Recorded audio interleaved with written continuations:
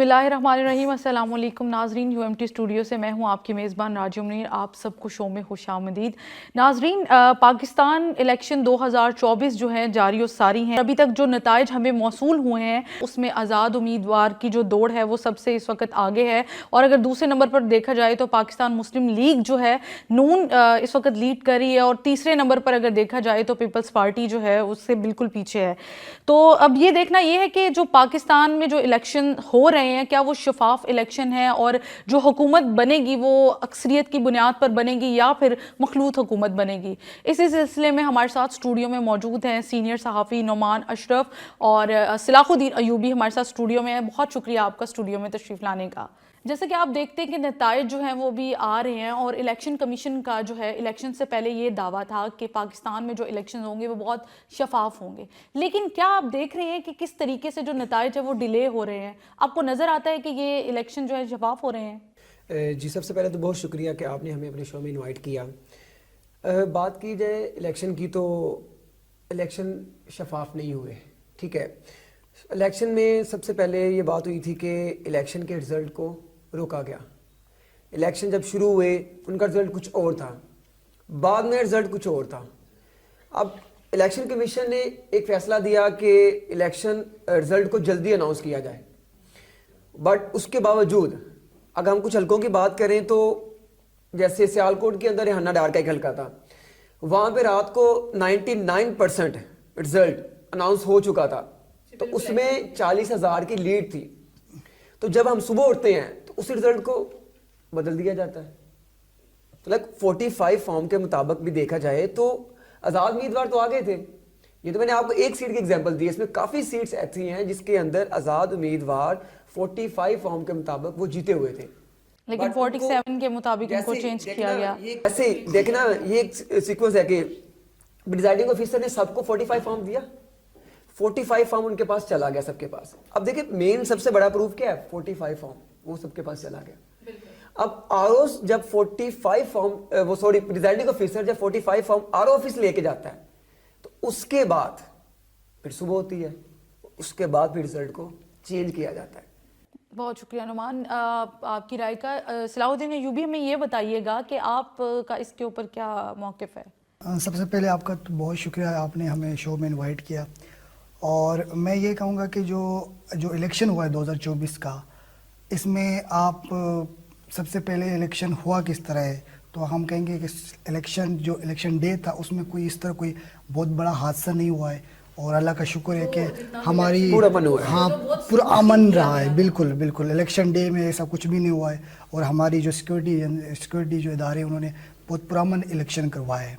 सबसे पहले तो उनको क्रेडिट दिया जाए। उसके बाद जो इब्तिदाई जो नताइज है उसके मुताबिक तो आज़ाद उम्मीदवार लीड कर रहे हैं, और ये रात के 3 बजे तक आज़ाद उम्मीदवार लीड पे थे।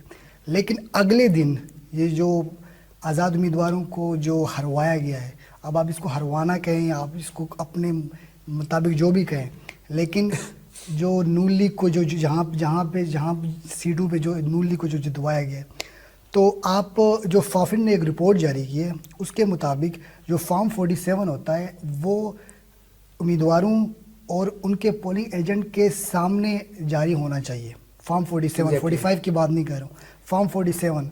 लेकिन जो फाफिन ने अपनी रिपोर्ट जारी की है उसके मुताबिक तकरीबन 265 में से 135 हल्के ऐसे हैं जहाँ पे फॉर्म 47 उनके उम्मीदवारों और उनके पोलिंग एजेंट के सामने जारी नहीं किया गया। तो ये फाफिन खुद कह रहा है कि इसके ऊपर सवाल निशान है कि इलेक्शन आपने कैसे करवाए हैं, जहाँ पे आपने एक तो पहले आपने लेवल प्लेइंग फील्ड की बात कर रहे थे कि एक पार्टी से आपने इलेक्शन सिंबल छीन लिया गया, उसके बानी चेयरमैन को 3 मुख्तलिफ़ किस्म की सज़ाएँ दी गई, 31 साल की सज़ा दी गई। उसके बाद आप देख लें उसके मुख्तलिफ़ जो लीडर्स थे उनको कंपेन करने नहीं दी गई, उनके जो उम्मीदवारों को कंपेन नहीं करने दी गई, कोई वो कॉर्नर मीटिंग उनको नहीं करने दी गई। तो इन सब के बावजूद वो आज भी वो लीड कर रहे हैं। तो ये बहुत बड़ी बात है कि पाकिस्तान में एक नौजवान जो यूथ है उसको ये एहसास हो गया है कि वो अपने वोट का حق کی دارائی کا استعمال کر بہت بڑی سکتے ہیں. تعداد میں پاکستان میں ووٹ کاسٹ کیے گئے اور لوگوں نے بہت اچھے طریقے سے اس میں پارٹیسپیٹ کیا، لیکن لوگ ریزلٹس کے بعد کافی مایوس نظر آئے. اگر ہم سوشل میڈیا کی بات کریں تو سوشل میڈیا پہ لوگوں نے اپنی رائے کا اظہار بہت کھل کر کیا اس حوالے سے اگر الیکشن کے پروسیس کو دیکھا جائے. تو آپ یہ بتائیں کہ آپ الیکشن کمیشن کی اس کارکردگی کو آپ کیا سمجھتے ہیں کہ ایک جب حکومت آتی ہے اور یہ ادارہ 5 سال اس ایک دن کی تیاری کرتا ہے، تو کیا وہ ایک دن بھی وہ ٹھیک طریقے سے اس چیز کو نہیں کر پاتے، کہیں نہ کہیں کمی رہ جاتی ہے؟ جی آپ کا یہ سوال بہت اچھا ہے. اس میں یہ الیکشن کی اگر بات کی جائے تو آلموسٹ 50 ارب روپے اس پہ خرچہ ہوا ہے. مطلب کہ عوام کا پیسہ اس پہ لگا ہے، 50 ارب روپے ایک الیکشن پہ لگا ہے. الیکشن کمیشن نے کیا کیا اس کے اوپر ایک پریس کانفرنس کی اور اس میں بتا دیا کہ جی جیسے صلاح الدین نے بتایا کہ الیکشن پرامن ہوئے، میں اسے ایگری کرتا ہوں، الیکشن پرامن ہوئے ہیں، اس میں کوئی بھی ایسا حادثات وغیرہ نہیں ہوئے، یہ اللہ کا شکر ہے کہ ٹھیک ہے. باقی وہی بات کہ الیکشن اب نگران حکومت کا مین کام کیا تھا؟ نگران حکومت کو صرف اس لیے لے کے آیا گیا تھا کہ آپ نے صاف اور شفاف الیکشن کروانے ہیں، ٹھیک ہے، کہ الیکشن میں دھاندلی نہ ہو. مین کام تو نگران حکومت کا یہ تھا، کیونکہ نگران حکومت نے تو اپنا سارا فوکس رکھا ترقیاتی کاموں کے اوپر، جو کہ وہ جو ان کے لیے ضروری نہیں تھا. سارا فوکس ان کا ترقیاتی کاموں کے اوپر سارا اپنے اوپر کر رہے تھے، ٹھیک ہے. جب آئی الیکشن کی بات، جو مین کام کے لیے رکھا گیا تھا کہ نگران حکومت آئے گی اور صاف اور شفاف الیکشن کروائے گی، وہ نہیں ہوئے. وہ آپ کے سامنے ہے، وہ آپ کے سامنے سب کچھ ہوا. اگر آپ یہ سینیریو دیکھیں کہ پاکستان الیکشن کمیشن کا جو تسلسل ہے وہ کہیں جگہ پہ ٹوٹتا نظر آیا، کہیں پہ برقرار رہا، کہیں پہ ریزلٹس آپ کو لیٹ آنا شروع ہوئے، کہیں پہ ریزلٹس بالکل کم ہو گئے اور کہیں پہ تو بالکل ہی ریزلٹس آئے نہیں، اور بہت لمبی خاموشی جو ہے اس سارے پروسیجر کو جو ہے لے کر آگے چلی. ہاں دھاندلی زیادہ تر ایسی ہوئی ہے. اگر آپ دیکھ لیں، میں آپ کو ایک حلقے کی مثال دے دوں جو کہ ملتان میں NA 151 کا ذکر کروں کہ وہاں پہ ایک کینڈیڈیٹ ہے PTI کی انڈیپینڈنٹ کینڈیڈیٹ مہربانو قریشی. انہوں نے ان کے ساتھ یہ ہوا ہے کہ انہوں نے 16,000 ووٹ سے ان کو ووٹ مسترد کیے گئے، ریجیکٹ کیے گئے، اور وہ جیتی ہے 12,000 ووٹ سے. وہ جو گیلانی ووٹ مسترد ہونے کی کیا وجوہات ہے، آپ کو کیا لگتا ہے؟ تو یہی ہے نا، مسترد کس وجہ سے ہو رہے ہیں؟ اسی وجہ سے ہو رہے ہیں کہ یہ آزاد جیت نہ پائیں. مگر اتنے زیادہ تعداد میں ووٹ مسترد ہونا کیا آپ نہیں سمجھتے کہ ایک بہت بڑا سوالیہ نشان ہے؟ کیا ملتان جیسے علاقے کے جو لوگ ہیں وہ ایجوکیٹڈ نہیں ہے، یا ان کو بتایا نہیں گیا کہ ووٹ کس طرح سے کاسٹ کرنا ہے؟ الیکشن کی ذمہ داری ہے نا، الیکشن کمیشن کی ذمہ داری ہے، اس کو اسی لیے تو رکھا گیا ہے کہ بھائی آپ ان ساری چیزوں کو کاؤنٹر چیک کریں. بٹ الیکشن کمیشن نے کیا کہا ہے؟ وہ آیا ہے، اس نے ایک اناؤنس کیا ہے کہ بھائی رزلٹ جلدی آ جائیں، 1 گھنٹے کے اندر مجھے رزلٹ چاہیے. تو کیا آپ کے مطابق جب الیکشن کمیشن نے یہ اناؤنس کیا تھا کہ 1 گھنٹے کے بعد سارے رزلٹ آنے چاہیے، تو کیا رزلٹ آئے؟